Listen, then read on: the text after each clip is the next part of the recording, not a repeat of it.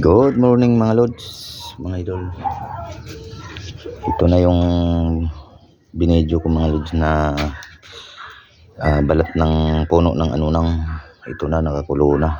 Ayan, lalagay na natin sa tasa mga lods para pag malamig-lamig na saka inumin. 3 times a day mga lods.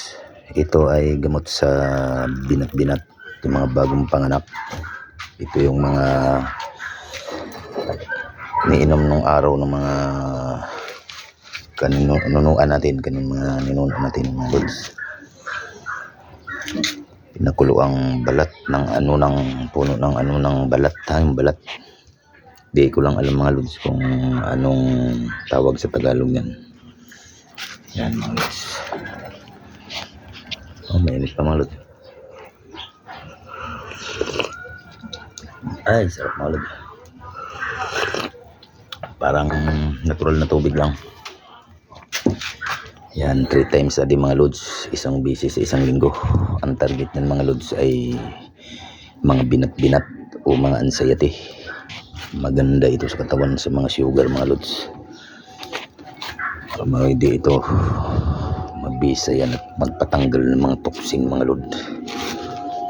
Yan.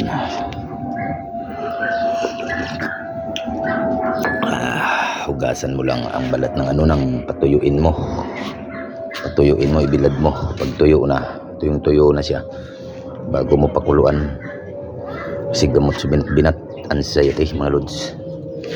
3 times a day sa isang linggo.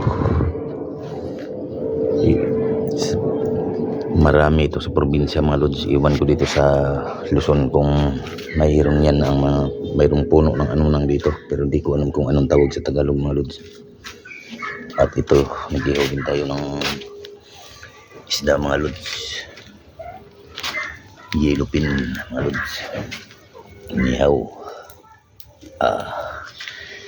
Yan mga idol. Habang nag-ihaw tayo, inumin natin ang pinakuloang balat na dahon ng anunang. Pampalakas na resistensya, tanggal toxin ng katawan. Paki-subscribe, share and like lang sa ating YouTube channel mga lods. Wadag Gohoy. Ito si Kuya Juan yung mga lods. Marami pa akong mga video. Subaybayan yung mga lods ang aking mga video ng aking YouTube channel. Magandang umaga. Salamat.